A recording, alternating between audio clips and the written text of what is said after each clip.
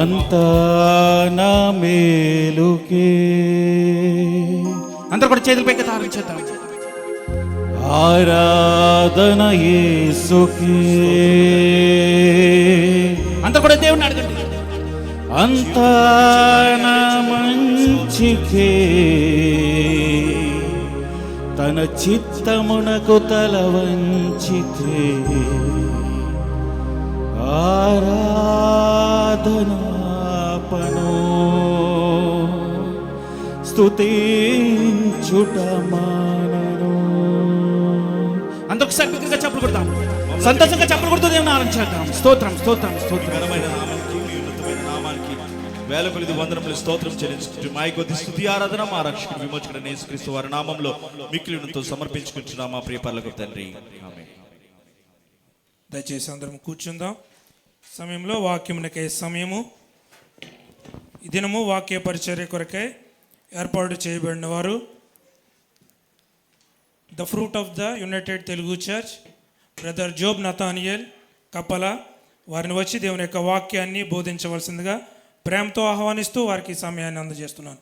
అలాగే తెలుగులో ట్రాన్స్లేట్ చేయడానికి టీసీసీ సీనియర్ పాస్టర్ గారు అయినటువంటి జాన్ సోమయ్య గారిని కూడా ప్రేమతో ఆహ్వానిస్తున్నాను.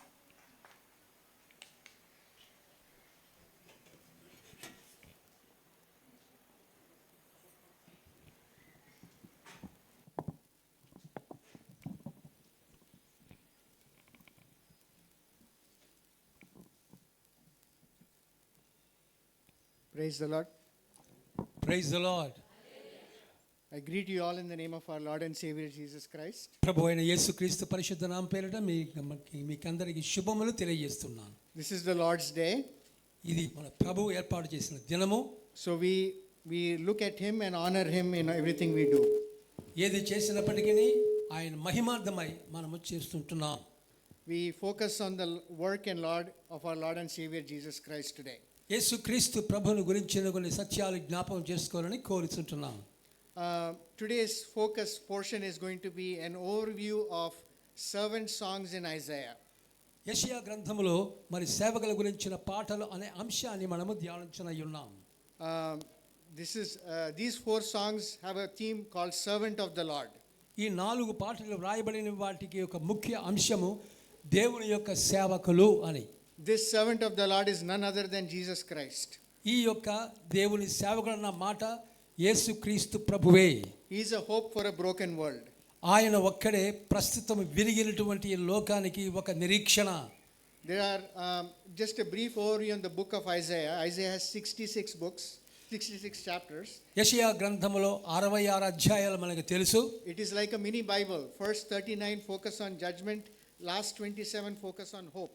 మొదటి 39 అధ్యాయాలు కూడా న్యాయ తీర్పును గురించి, తరువాత ఉన్న మిగతా 27 అధ్యాయాలు నిరీక్షణ గురించి వ్రాయబడినటువంటి గ్రంథము. That is why it is like a mini Bible. అందుకనే చాలా మంది అంటారు యెషయా గ్రంథము ఒక చిన్న బైబిల్గా పరిగణింపవచ్చు. Isaiah was the most quoted in the New Testament. 65 times Isaiah was quoted in the New Testament. నూతన నిబంధన గ్రంథములో 65 సార్లు యెషయా యెషయా యెషయా అని వ్రాయబడి ఉన్నది. Isaiah perhaps has the most prophecies about Jesus Christ. యెషయా ప్రవక్తకే యేసుక్రీస్తు గురించిన అనేక ప్రవచనాలు ఇవ్వబడి ఉన్నది. In the second half of Isaiah, starting from chapter 40, God focuses on hope. 40వ అధ్యాయము నుండి కూడా దేవుడు నిరీక్షణ అనే అంశాన్ని చూస్తూ ఉంటున్నాడు. Chapter 40 starts with comfort, yes, comfort my people. 40వ అధ్యాయము నుండి నా ప్రజలను ఆదరించండి, నా ప్రజలను ఆదరించండి అని మనం చదువుతుంటున్నాం.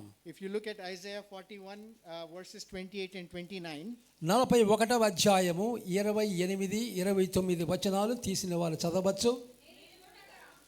read fully please.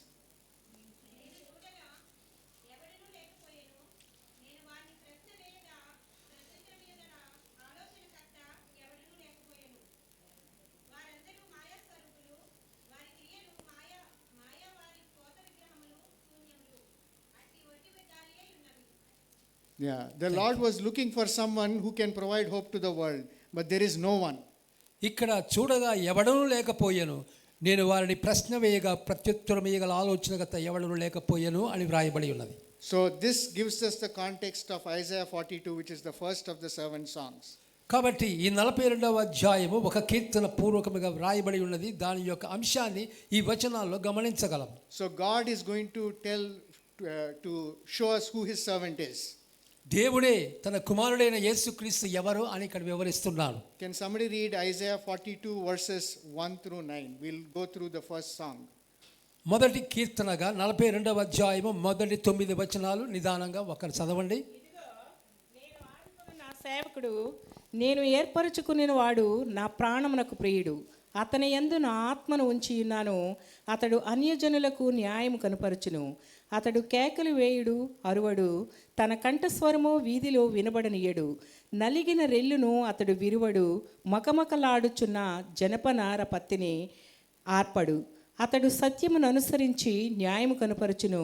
భూలోకమున న్యాయము స్థాపించు వరకు అతడు మందగీలడు, నలుగుపడడు. ద్వీపములు అతని బోధ కొరకు కనిపెట్టెను.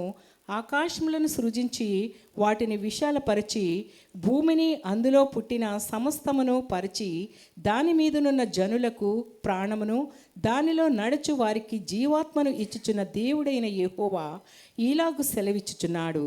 గ్రుడ్డి వారి కన్నులు తెరుచుటకును, బంధింపబడిన వారిని చెరసాలలో నుండి వెలుపలికి తెచ్చుటకును, చీకటిలో నివసించు వారిని బందీగృహంలో నుండి వెలుపలికి తెచ్చుటకును యెహోవానగు నేనే నీతి విషయంలో నిన్ను పిలిచి నీ చేయి పట్టుకొని ఉన్నాను. నిన్ను కాపాడి ప్రజల కొరకు నిబంధనగాను అన్యజనులకు వెలుగుగాను నిన్ను నియమించి ఉన్నాను. యెహోవాను నేనే, ఇదే నా నామము. మరి ఎవనికిని నా మహిమను నేనిచ్చువాడను కాను. నాకు రావలసిన స్తోత్రమును విగ్రహములకు చెందనేను. మునుపటి సంగతులు సంభవించెను కదా, క్రొత్త సంగతులు తెలియచేయుచున్నాను. పుట్టక మునిపే వాటిని మీకు తెలుపుచున్నాను. Behold my servant. God reveals who he is. ఇక్కడ ప్రభువు దేవుడు అంటున్నాడు, ఇదిగో నేను ఆదుకొను నా సేవకుడు. He is chosen by God. That's what we see. నేను ఏర్పరచుకొనిన వాడు అని చెప్తున్నాడు దేవుడు. He is the one whom he delights. ఆయన నా ప్రాణమునకు ప్రియుడు. He is empowered by the Holy Spirit. అతని యందు నా ఆత్మను ఉంచి ఉన్నాను. He is Jesus Christ. We see this clearly mentioned to us in Matthew chapter 12 verse 16 to 18. మత్తయి సువార్త 12 what verses 16 to 18. 16 నుండి 18 చదవండి. మత్తయి సువార్త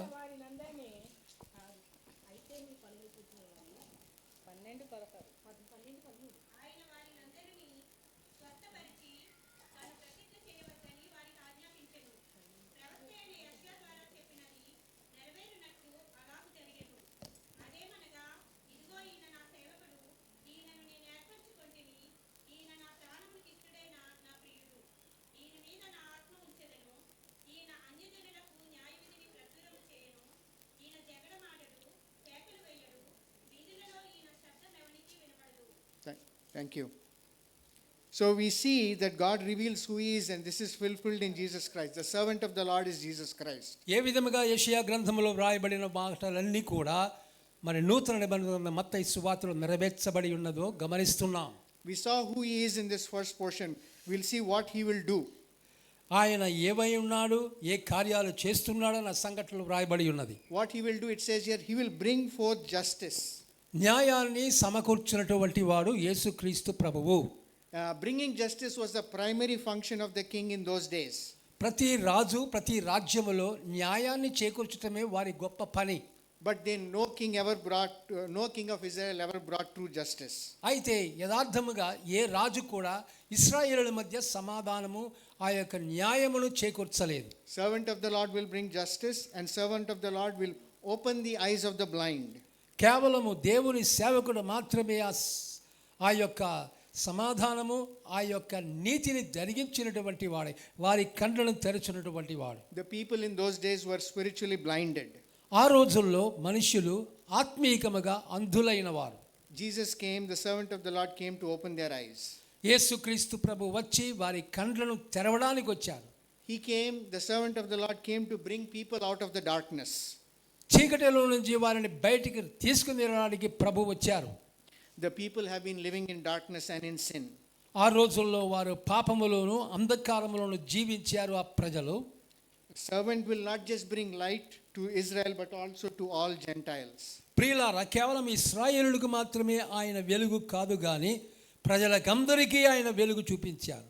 Now we saw who he is, we saw what he will do, we will see how he does it. ఇంతవరకు చూసాము ఆయన ఏమై ఉన్నాడు, ఏ కార్యాలు చేయనయింటున్నాడు, ఇప్పుడు ఏ విధముగా చేయనయింటున్నాడో గమనిద్దాం. He will see, it says he will not cry out. ఆయన కంఠస్వరము, ఆయన కేకలు వేయుడు, అరువడు. He will not break the bruised reed. That means he is very humble.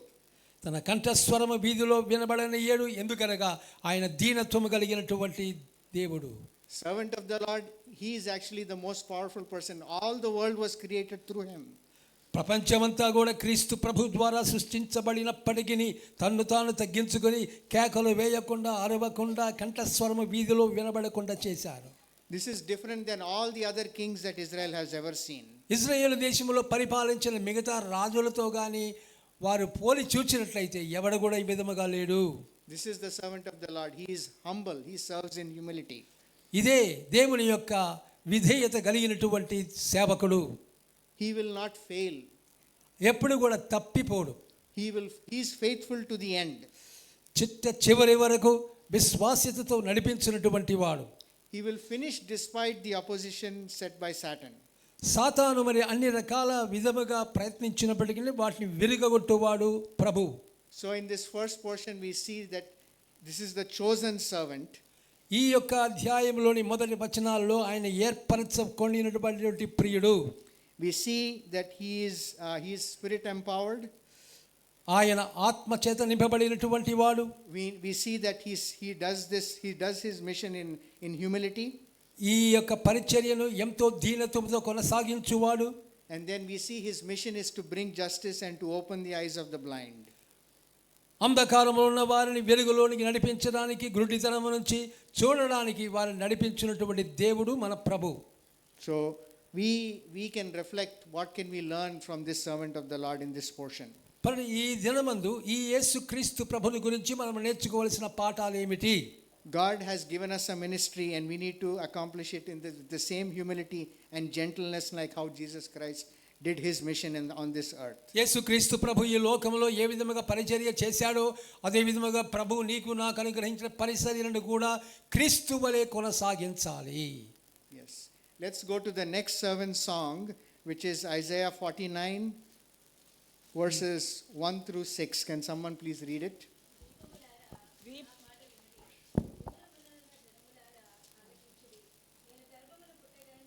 Mic తీసుకొని మాట్లాడండి.